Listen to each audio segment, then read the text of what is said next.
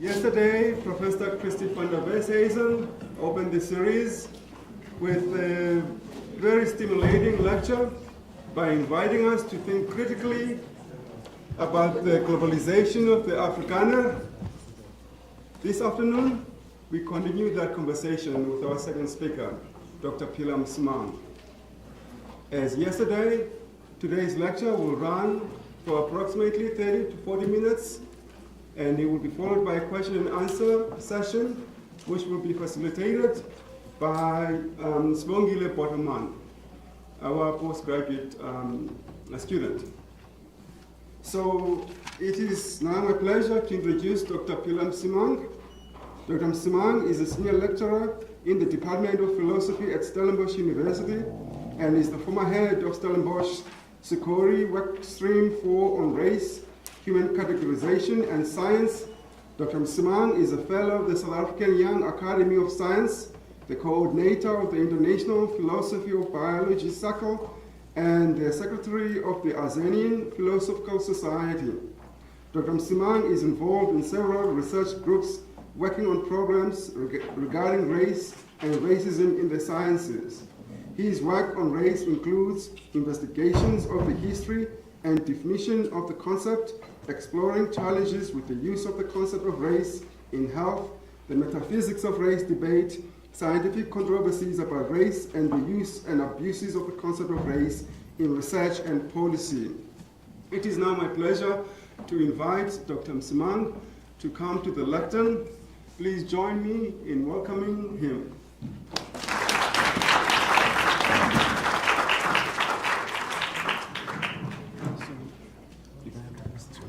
Okay. In little pockets.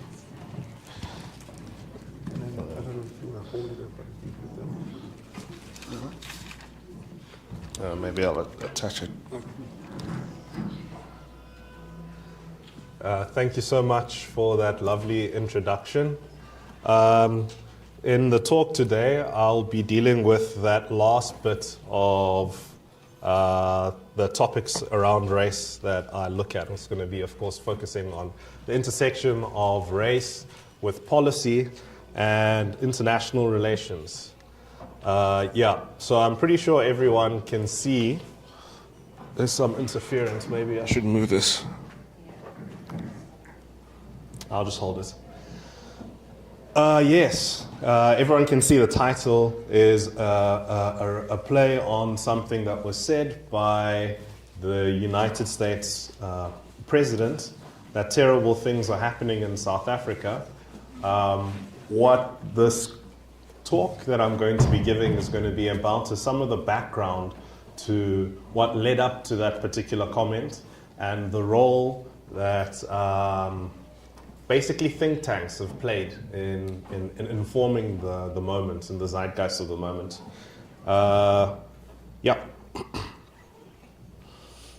So what I really want to focus on is the unseen role of a particular think tank. Well, people know about this think tank and sometimes they do appear in the media, but I don't think it's appreciated how much it is that they have in terms of the influence of South Africa-US relations, at least in terms of the talking points and in terms of the narratives about the country that we are hearing these days from the Trump administration and other significant political actors from the US.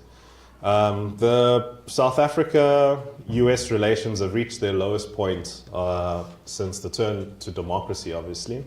And what I want to stress here is how our attention is mostly focused on certain groups that have popularized negative narratives that are damaging, false, or otherwise misleading. But we haven't been paying enough attention to the organizations that generate the data behind the narratives, that generate the talking points behind those particular narratives. And my focus here in this talk is specifically on the understanding of the issues of racism and policy as they manifest in South Africa and how these have been exported to the United States. And the think tank of focus that I'm going to be speaking about and looking at here is the South African Institute of Race Relations. and how they've contributed to the narrative of minority persecution in South Africa. So that's what this is all going to be about. So yeah, you might want to know, what is the South African Institute of Race Relations? Well, it is one of the oldest think tanks in South Africa. It was established in 1929, and it's been involved in collecting data, hosting talks, and being part of numerous debates about policy and the government's policy of the day, and liberal responses to those policies from its inception throughout apartheid to the present day. They continue to play this role publicly on some issues and more surreptitiously on other matters of national interest. So they're mostly about promoting what they say is liberty, free market economics, and they're pretty vocal and public about promoting these principles and influencing the policy direction of South Africa. But they don't publicize so much how they use their more informal and some of their international networks of power to try to bend the political order of South Africa more towards their kinds of policy positions, more towards the kind of views that they favor. So part of the reason the Institute of Race Relations has the status it does even today is that it was regarded as an important source of data for close to about a century now. They've had this mission of collecting data and publicizing or publishing information about what they were calling race relations since late colonialism in South Africa. In 1933 forward, they had the publication called Race, the Race Relations Journal. In 1936, they had Race Relation News, which was then renamed Fast Facts after 1991. You still find a lot of these Fast Facts publications out there. They're cited by journalists. And also something that had been seen as really important is the Race Relations Survey, which has been published pretty much annually since 1947. And during apartheid, during legal apartheid, the IRR's data filled gaps left by government about informing the public about the demographic differences and facts about the different demographic groups, their situations and conditions, because the government obviously kept this data closely guarded. But the Institute of Race Relations, through the networks with communities, was able to gather such data about the conditions of different racial groups, specifically black, colored, and Indian people. Things like money spent per student, per black students in education. These are the types of things that were useful to researchers and community organizers and civil society actors at that time. And even some researchers now still use their data of this period. But, you know, despite all the scholarship that uses data from the Institute of Race Relations, there's been a very little critical assessment of the organization and the work that it's done over the years and how it fits into broader politics. And that's maybe because of the struggle credentials of the organization. The things that it says that it's done throughout apartheid.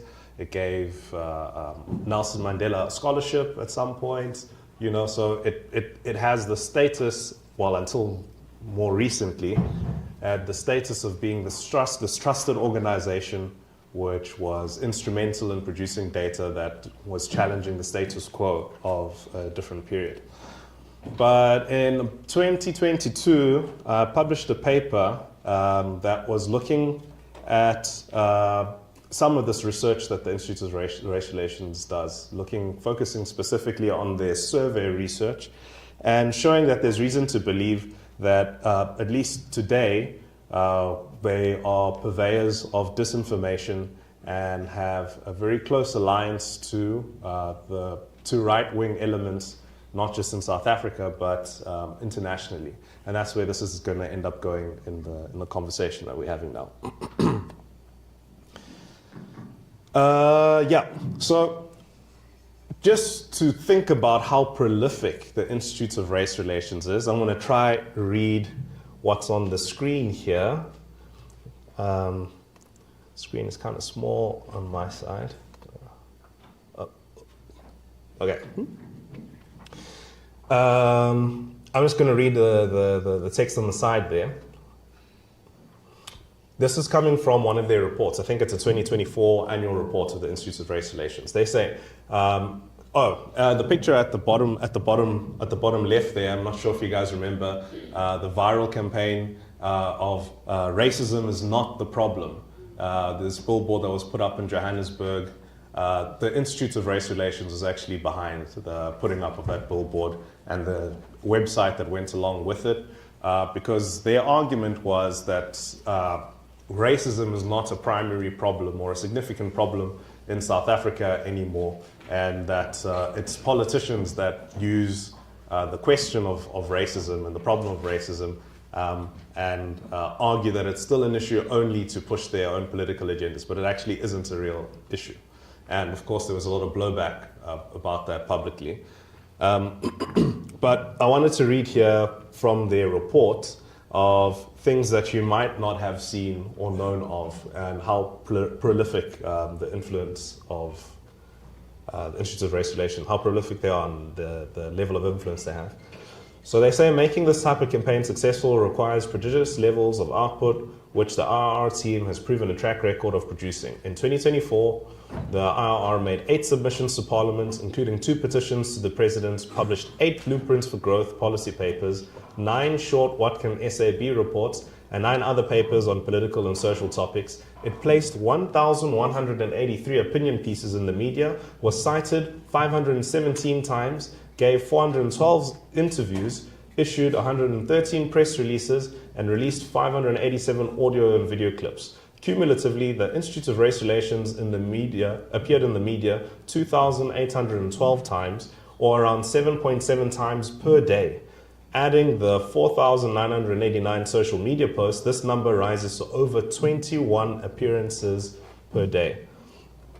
And it goes on about other engagements which they have with state actors, like the Center for Risk Analysis, which is an organization related to the Institute of Race Relations. They say, over and above these, the Center for Risk Analysis delivered 91 briefings to clients, published 34 papers and reports, answered 186 client queries, issued 50 risk alerts, 15 client notes, appeared 59 times on radio shows or podcasts, 41 times on television, etc., etc. There's a point where I wanted to get to where they were, oh yes, right there at the end.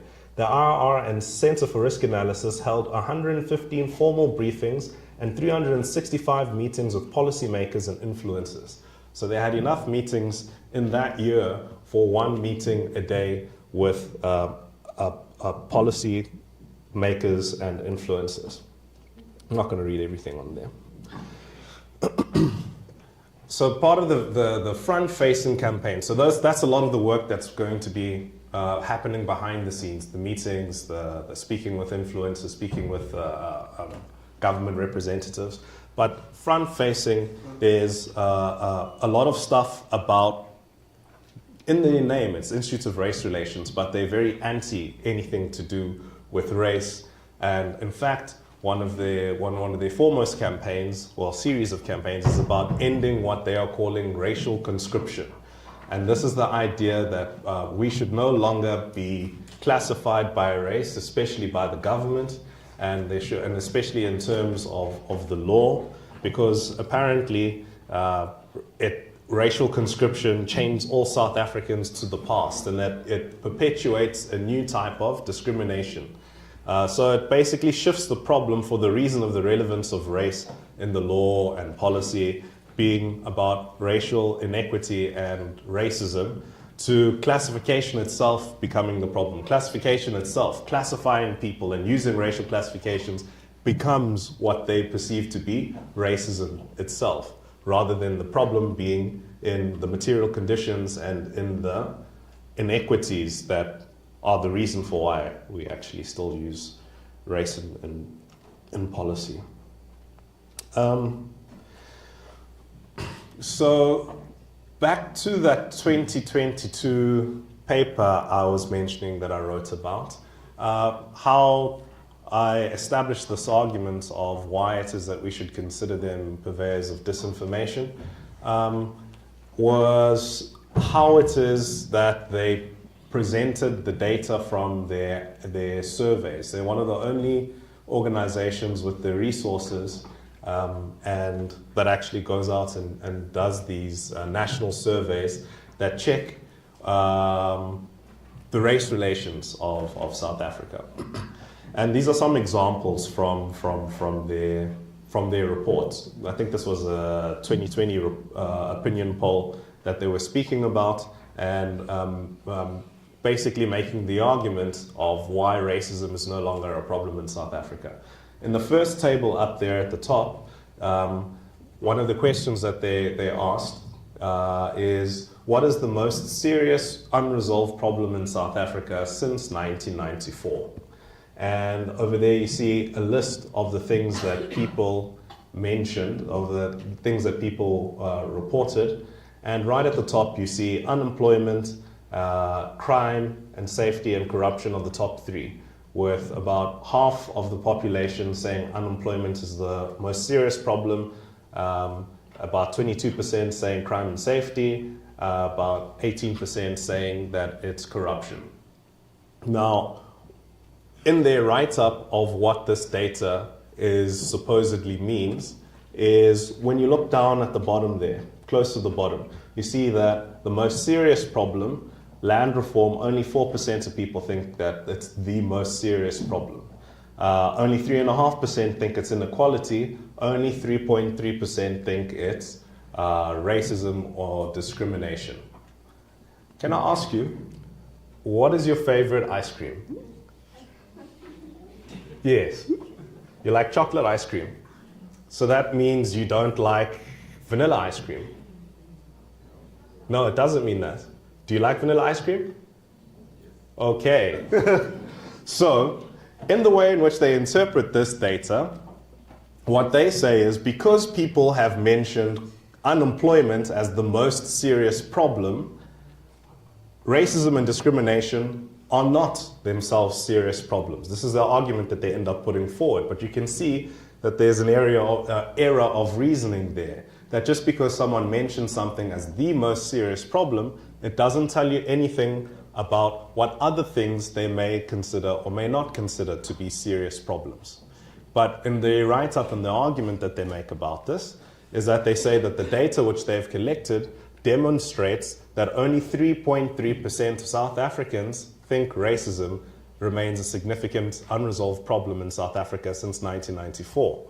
And leading on to that, they make arguments about policy that argues for racial repair, argues for land reform, or argues about remedying problems of racism and discrimination to actually be things that don't have popular support because only 3.3% of the country think that's the most serious problem.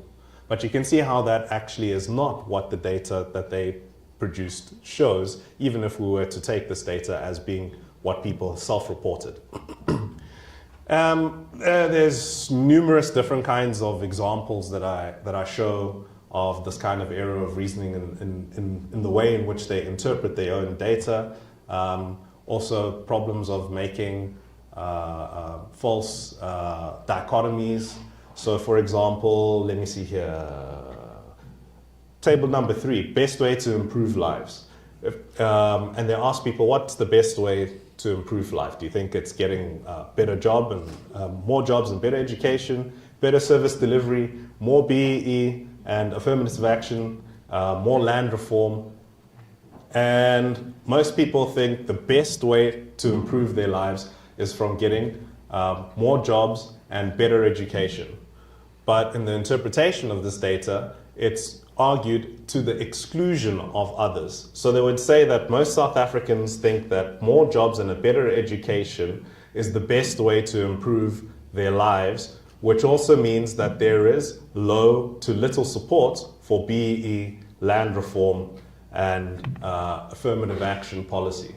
But actually, you can see how the questions asked actually don't match up with the interpretations that they are making of the data. That if they wanted to ask a question about land reform, they could have asked it far more directly, and you can actually not infer support or lack of support of land reform from asking that particular type of question.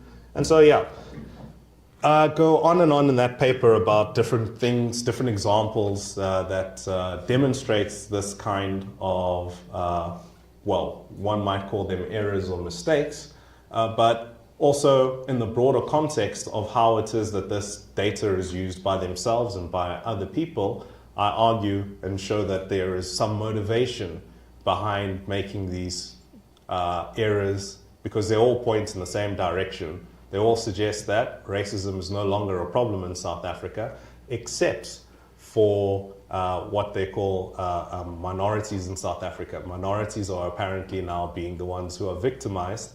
So anti-black racism is something that's no longer a serious problem, but there is apparently, in their argument, growing racism against minorities.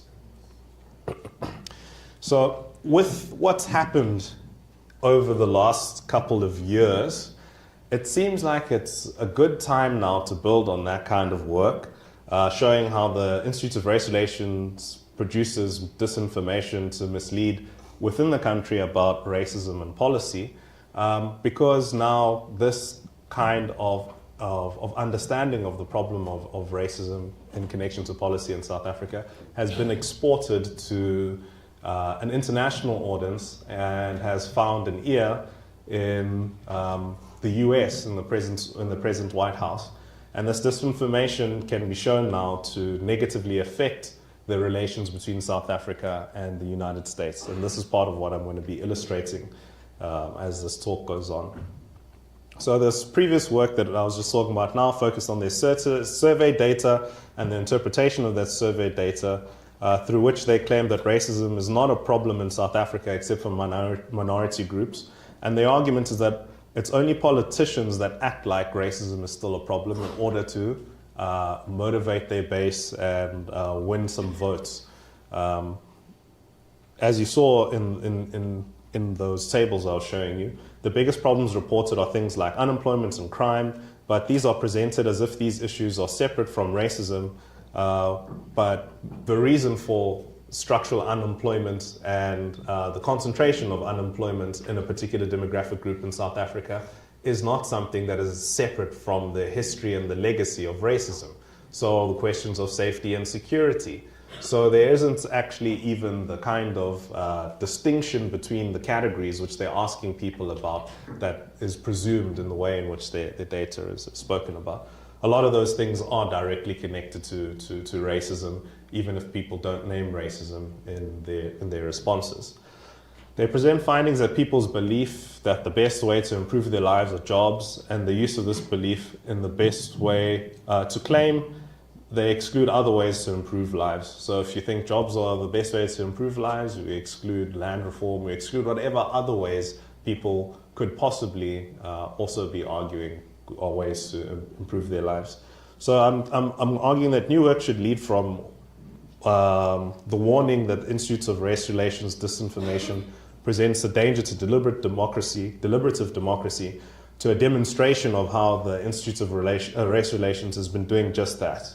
And the role of the Institute of Race Relations and the diplomatic troubles that we are in at the moment with the US provide this kind of demonstration of the danger that I was talking about in action. This is not an argument for single causes, but rather about illustrating an overlooked contributor to the situation that we are presently in right now. Of course, in every political development, there are a variety of different influences and more than one cause of what's happening. But pointing to the complicity of various institutions is not the same thing as saying that they are wholly to blame or the only ones responsible. And in our case, we do know that a lot of the problems we are facing are afforded by the fact that we have a relatively weak and rudderless political leadership. the question that I want us to interrogate is, why are certain organizations and people facing the heat for spreading disinformation, while the folks who produce the narratives and the data backing those particular narratives are not being held to account for their role in this? I don't know where to start this timeline for the influence. So I just started in 2015 when the then Institute of Race Relations CEO went to the US to give a talk to the Heritage Foundation. I'm sure maybe most of you guys know what the Heritage Foundation is by now. And in that talk, this was before Trump's first presidency, before he became the 45th president of the United States.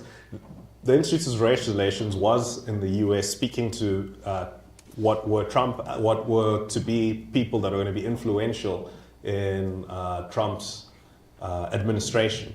And they were engaging with Trump allies, and specifically here we're speaking about the Heritage Foundation.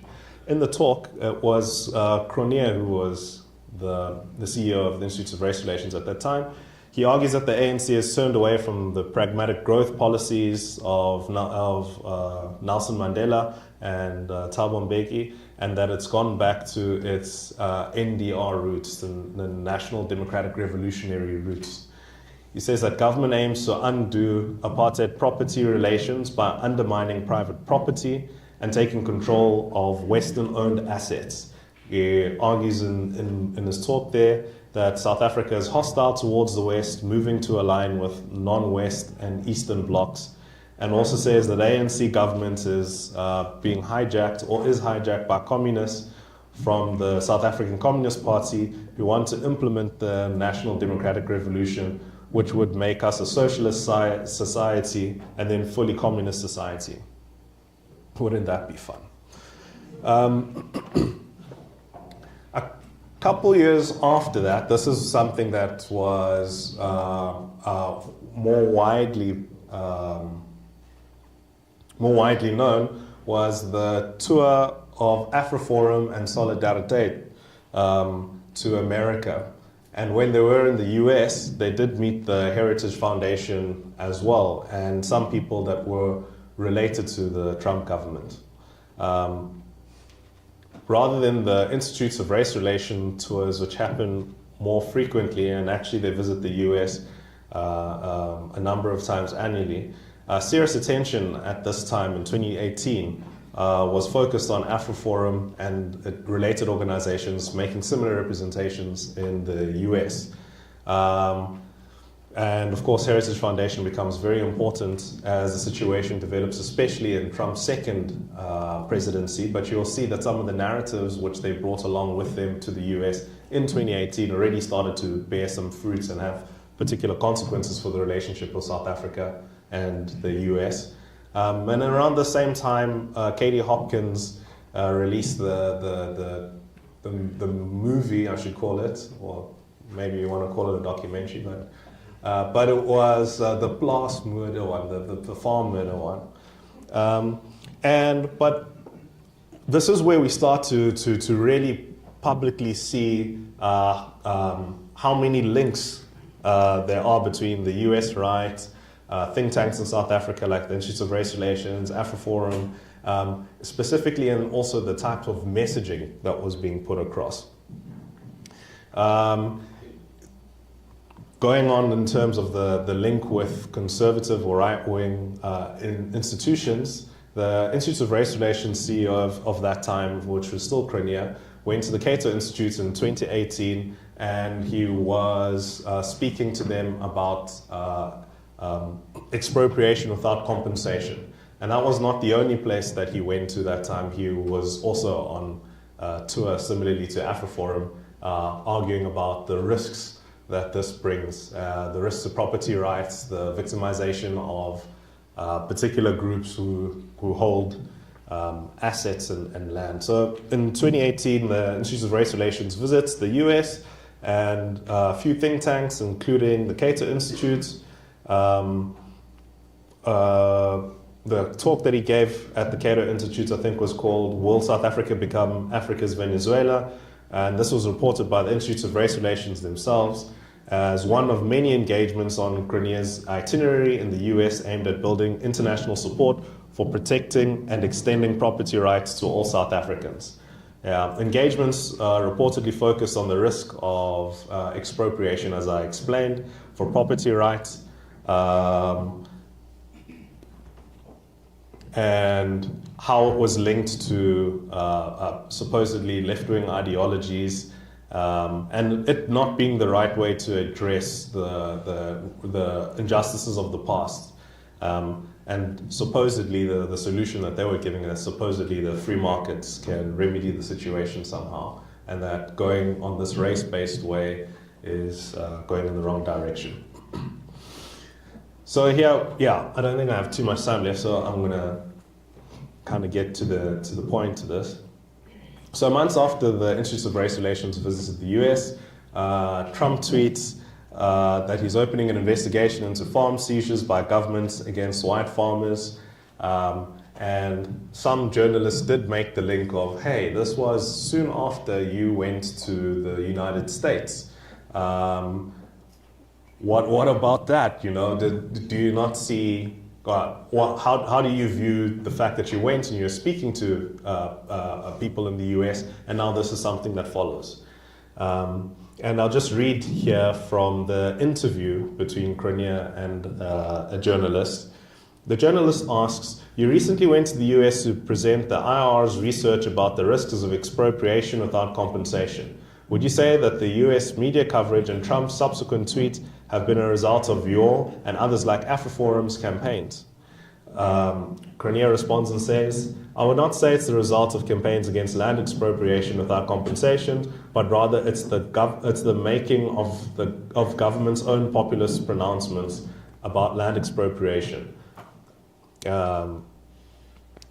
They go on to ask him again, you presented research at the Cato Institute while in the US. Their expert was quoted on a Fox News show, and that seemingly prompted Trump's tweet. How did your representations differ from those AfriForum who also visited the institution? But the important part here is seeing the direct link between Institutes of Race Relations speaking at the Cato Institute, someone from the Cato Institute being on Fox News, Trump responding to Fox News on the basis of what was said at the by the person from the Cato Institute on Fox News. So there's like a direct a direct line between the narratives of the Institutes of Race Relations and the representations they were making and the response of the President Donald Trump. And I think you can see the tweets on the screen there, and interesting characters that are always appearing alongside this kind of messaging. So another thing I want to talk about is the idea of the race laws in South Africa. Apparently that we have all of these race laws that are discriminating against minority groups. This narrative about the race law that's supposedly discriminating against minorities, specifically white people in South Africa, is used to support the claims of white victimization in South Africa today. Solidarity through AfriForum has lobbied foreign governments on this kind of question of there being victimization of white people in South Africa for some decades now. They've had numerous audiences with the United Nations to plead things like asking for support for independence and argue that they suffer cultural discrimination in the new South Africa. In 2023, just read a quote here, AfriForum's 2023 report found that since 1910, around 313 race laws have been introduced in South Africa. Almost 37% of this was created since the ANC came to power in 1994. And part of the narrative that's built around this is after 1994, these laws that are being spoken of discriminate against white people now. The previous laws were discriminating against people, black people, colored people, Indian people, but now the laws are discriminating against white people and also other minority groups. So, yeah, there is just a news cliplet there of AfriForum on its way to the UN. Will report on South Africa's 116 plus race laws, the Kill the Boer chant, and exclusion of farmers on racial grounds. But where does this idea of the race law narrative come from? So the idea of race laws that unfairly discriminate against whites in democratic South Africa was popularized by AfriForum for sure, and later also becomes a talking point that Trump comes back to when speaking about the unfair discrimination and victimization of white people in South Africa, but emerges from Institute of Race Relations Research. They have a website where they report and track what they are calling race laws. So the Race Law Index was developed by the Institute of Race Relations to list laws that operationalize race since 1910 to the present day.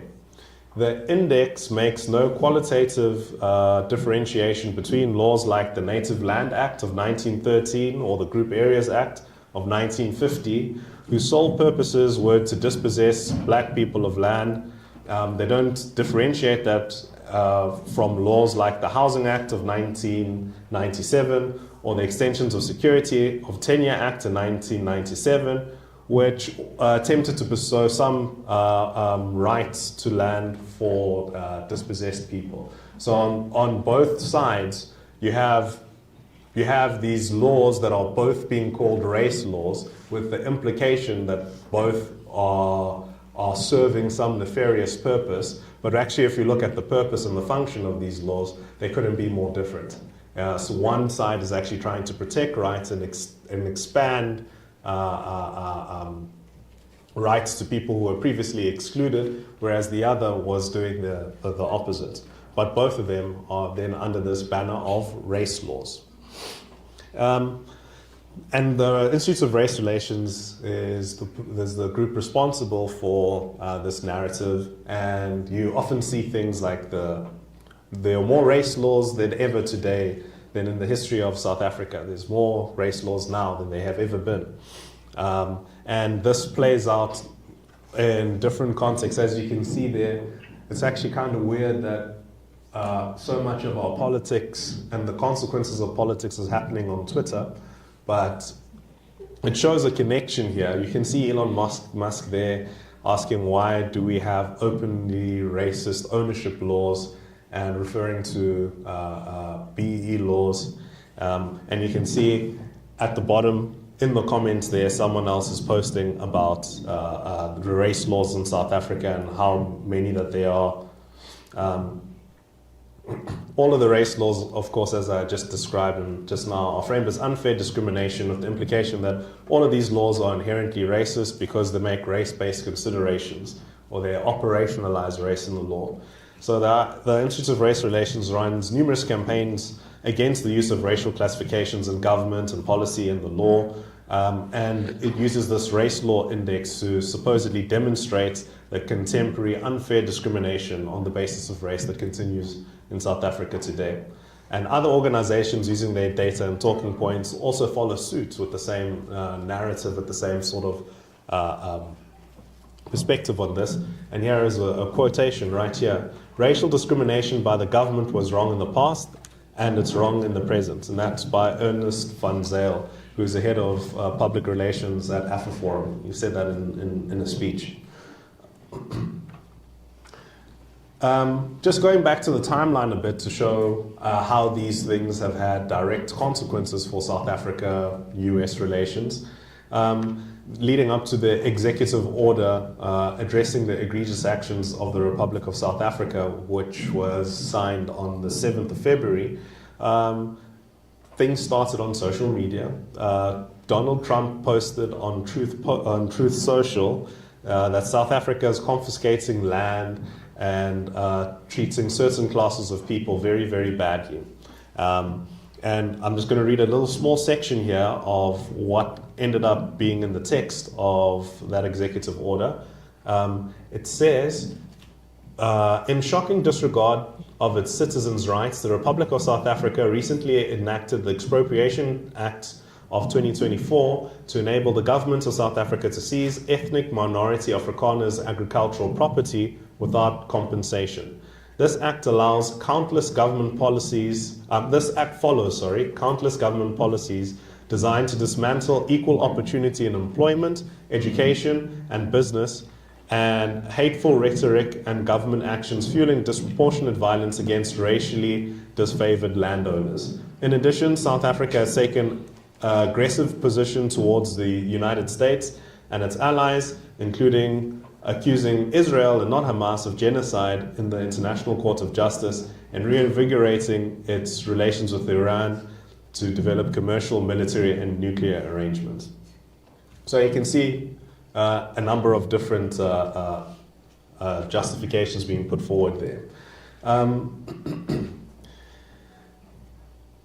Yeah, so this ends up, section 4 here is where things develop and lead to when this same executive order, where on top of saying that South Africa will no longer receive financial assistance, there is this idea posed, or it's proposed that there be a refugee resettlement of these groups that are being affected by the supposed discrimination. And so the Secretary of State and the Secretary of Homeland Security are told that they shall take appropriate steps consistent with the law to prioritize humanitarian relief, including admission and resettlement through the United States Refugee Program for Afrikaners in South Africa or the victims of unjust racial discrimination. I'm nearing the end, I promise. Just 2 minutes. So Elon Musk, at a point in time, retweets this data that's created by the Institute of Race Relations, but here actually it's the Free Market Foundation of South Africa that had made this tweet, and then Elon Musk retweets it. Trump gives an interview soon after saying terrible things are happening in South Africa, and later refers to the Institute of Race Relations talking points on like race laws and discrimination against white people and Afrikaans people in particular in the law. And he threatens that action will come. And in the following month, the Asylum for Farmers and Refugees in Crisis and Necessary Immigration Resettlement Act, shortened to Afrikaner Act, is passed. The Afrikaner Act that was introduced on 2 April in 2025 states that the Secretary of State, in consultation with the Secretary of Homeland Security, shall designate as priority 2 refugees of special humanitarian concern the following categories of aliens: residents of South Africa or members of the Caucasian minority group and have suffered persecution or have a well-founded fear of persecution on account of their race, ethnicity, and ancestry. And remember, at this very same time, refugee program was closed to people of other nationalities from across the world, from war-torn areas, and it was white South African Afrikaners that ended up being prioritized off the basis of, and part of the justification that was used was the fact that we have these laws that show that we discriminate. Just going to skip.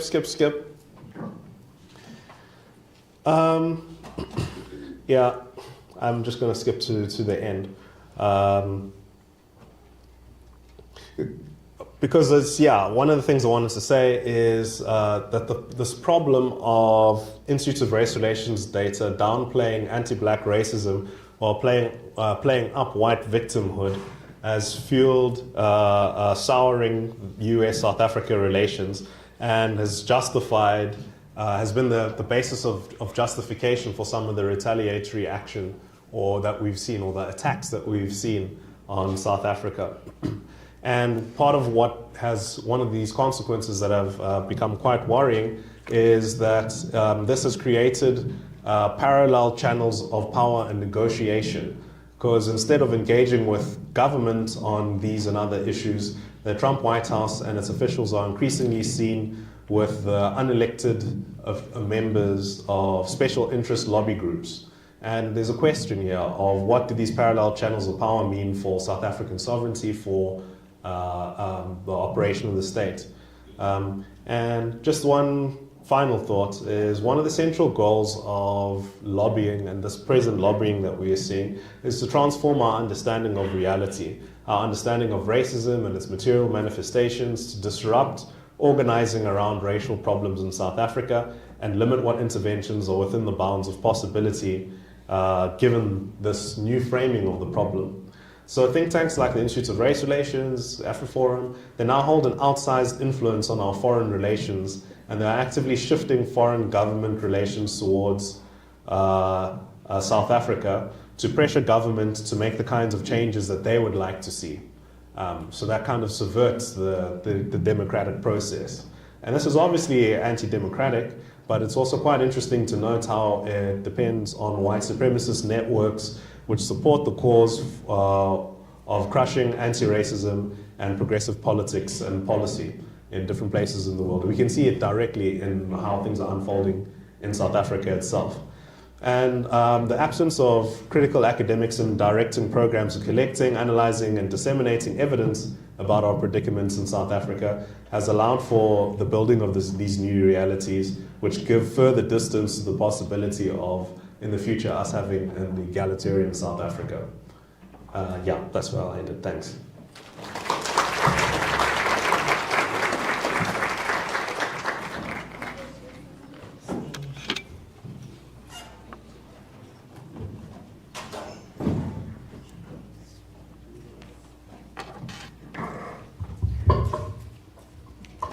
I make some space. Okay. Thank you for that. Does this work? I don't know how many questions you want to Every menu, or at a time? Yeah. 2. Okay. Yeah. Thank you very much for that presentation, Dr. Msimang. I think a lot of people probably found it really enlightening. I, for one, didn't really know much about the South African Institute for Race Relations, and I'm sure other people have learned a lot as well. So I will now be opening the floor for questions. We're taking 2 questions at a time because of time. So does anyone have any questions? Okay, 1. Oh, okay, 2. Thank you very much. Thank you, Dr. Msimang. Thank you for bringing it to us. Really, the writing is on the wall. Dr. Msimang, a journalist in 1954 writes a book, How to Lie with Statistics. Yes. Darrell Huff, in 1954. And it's important to go back to history and interrogate the content in history. You're bringing it back to us. The misuse of statistics by IRF, the interpretation of the stats creates these incorrect conclusions. And now I'm saying to myself, no wonder that's what the problem that we're having right now. Incitements in whatever forms that you want to. Correlations that not necessarily mean causation. Like you were saying, unemployment, and my director was saying, what about the cost of living? Thank you so much for bringing it to us. And I want to know why they are not focusing on race relations in the US. Thank you.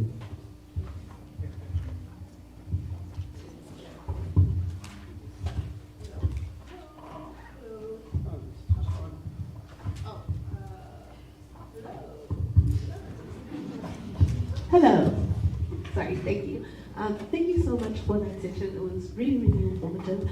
I just wanted to go back to how you asserted that it doesn't make any sense why nobody actually is creating accountability to where this data is coming from. Like, we're just hearing this narrative that's being displayed all over Twitter and of word of mouth of like, oh, there is a genocide happening in South Africa, race relations are targeting minority Afrikaners and this creation of victimhood.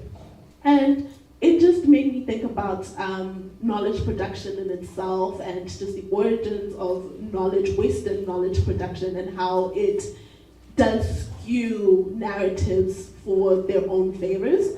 But just, I guess I have a really big question over here. How do we then go about auditing think tanks, but even knowledge production, journal articles as well, to not miscue what is actually happening on the ground? Okay, maybe I'll start with those two questions. The one was about why don't they focus on race relations in the US? I think because their focus is specifically on South Africa, like as the full name says, South African Institute of Race Relations. Yeah, but I wouldn't speculate further than to say maybe because, their focus is South Africa. One part of what was being said, I think one of the things I wanted to point out is that a lot of these organizations don't claim that there is a white genocide. They explicitly even sometimes distance themselves from people claiming that there's a white genocide. But with the people that they speak to, with the people that they interact with, often they are left with the implication that there is such a genocide going on, and they go on and say that. Even if these organizations themselves are not making the explicit claim there is a white genocide. Some of them do, some of them don't, but for the more careful organizations, they don't mention, they don't say that there's a white genocide. They might say that there are racially motivated killings. They might say that farm murders are political. They might say, and then if people with whom that they are speaking to go on to then say that there is a systematic slaughter and genocide happening against, it still operates towards similar sorts of directions.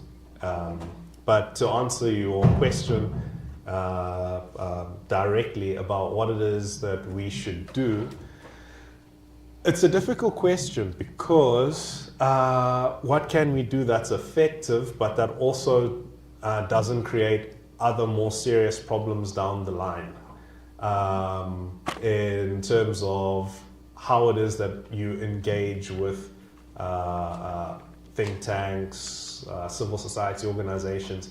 I think the main thing that we can do, the most obvious first thing to do, is to engage with the arguments, the data that they're putting forward and be involved in the conversation.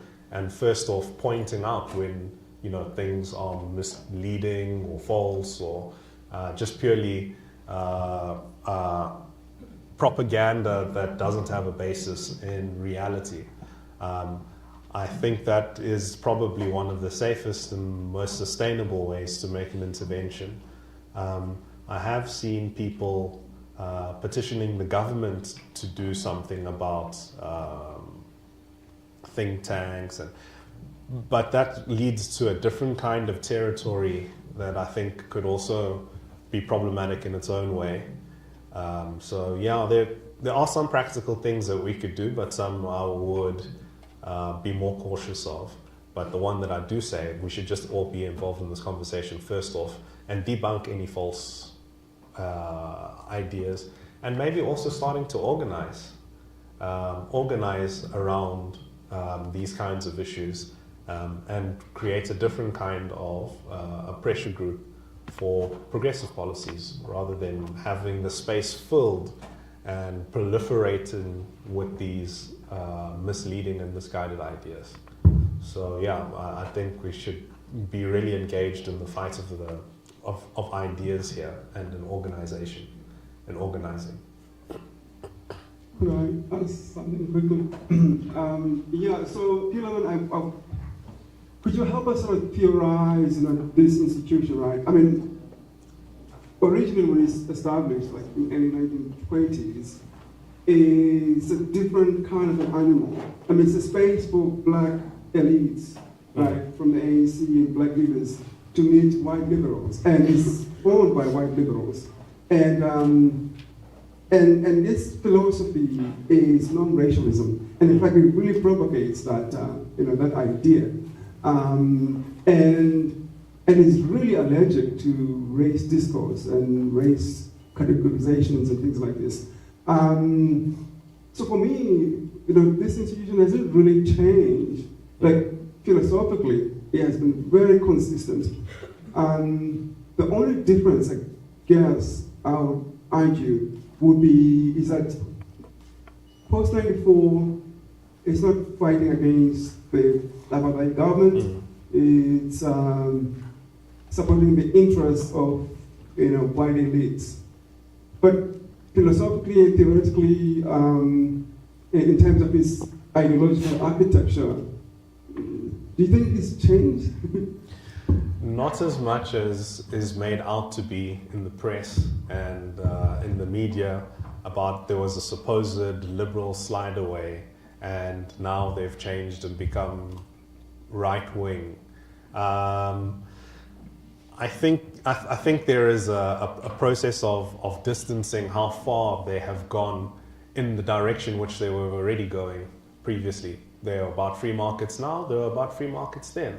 They were about liberalizing labor before, they are about liberalizing labor now. So there are lots of continuities, but there are some things that are unique to the particular term now, and flirting with types of policies that previously they might have wanted to stay away from, and associations that they wouldn't have wanted to have. So there is at least that difference there, because it wasn't as closely aligned with conservative organizations in its early years and in the past. Whereas right now, there is a closer working relationship, in fact, with some conservative organizations. But those can be sometimes more superficial differences in what the political function is of a particular organization. And I think sometimes when we speak about being anti-apartheid, we need to really interrogate that a little bit deeper of like, what do you mean? Because a lot of the time, you'll say, oh, Helen Suzman was anti-apartheid because she was arguing for qualified franchise. So, a lot of these organizations of that period, the bar is very, very, very low to be against apartheid. But are you against racism? Are you against white domination? Are you against white supremacy? Are you for an egalitarian society and community? All of that is not answered by simply saying, anti-apartheid. But to be anti-apartheid gives you these struggle credentials, right? Which then insulate people from that deeper critique of actually what has been your function this last 100 years. Because of time, I think maybe I'll take 2 more questions from the floor. So we have that. Okay, I'll start. My question sort of is related to Prof's question as well. That they do come from the joint councils, right? And they were allergic to, which you also showed in your presentation, any sort of discourse on race. I don't know, there's no black people, there's no white people, there's no purple people. Just all people. There's just humans, right? Yeah. But it is interesting that there has been a shift. There's been continuities, like you and Prof were saying, but there has been a shift in this very strong association with Afrikaners is sort of new. And my question is why? Because it breaks away some of that credibility that they might have had, but I won't say uncritical, but unsuspecting or less skeptical people would have still been able to accept them. But with this very strong new association with Afrikaners and Afri-Forum, or conservative Afrikaners, would you say that, is new, and my question is why? Why would they want to break away some of the credibility they had? Thank you. Somebody else. Yeah, Njani. Yeah, please. Ngapi. Thank you very much for your lecture. Just two things for me is, one, I think it's a question about whether there ought to be, in a world where knowledge generation and truth gets used for political ends, whether the universities ought to have a particular kind of political posture to this sort of thing, right? Because it gets me a little hot under the collar when you see this kind of information and knowledge being used, because they have a political outcome that they have in mind, right? And so it's almost, the question component of it is about what the mandate is to this generation of thinkers and to knowledge generators. I think because time gets used as a weapon by these people as well, right? The further we move from 94, something happens in the collective memory. And the more they generate a particular picture, and the further we are from 94, the easier it is to twist the narrative. And so the question is around where we see knowledge used, and I guess that's littered throughout time, about how knowledge is always used through propaganda to realize something. My particular kind of own political position is that universities ought to be invested in the creation of a just state, right? Like, I think that's a non-negotiable, but I don't think that's necessarily what all universities think in terms of freedom of speech, academic freedom, and so on. So the mandate to this generation and what that says about whether universities ought to have a political posture when we see knowledge and information used to undermine what I think is the creation of a just society. Okay. Your question again was just in one line? Why? Oh, yes. Why the closer relationship? Yeah, I think because it's advantageous and just realpolitik at this moment in time, and because there are so many areas of overlap and agreement, and the moment is right for this kind of collaboration. They've got an ear to the most powerful country in the world, the richest man in the world, you know. So I think it's just beneficial at this point in time. But then also, it's not as if there aren't disagreements within these actors. They argue with each other. They think that some of the things that others say are incorrect or crossing some kind of line. For example, the farm murders issue. There's a bit of a diversity of opinion there of what it is to be called. So yes, on that. And then on what you were saying, and in there, I think it's also just important to look at what's true and what's not true. Like, the main problem that I'm having with this kind of stuff is that it's misleading and false. And I think primarily that's one of the jobs that we have as academics, is to test and to test reasoning, to test argument, to actually engage with things to make sure, or to see whether or not they are true, to see whether or not they are false, and to be critical and to have critical thinking being something that is promoted in engagements with this kind of work. I think even if we did just that minimally, a lot of this stuff could be undone. Okay, I'd like to thank Dr. Msimang for such a powerful lecture, and I'd like to thank everyone who joined us this afternoon and contributed to the discussion. We look forward to welcoming you back tomorrow at 1 p.m. here. So, have a good afternoon.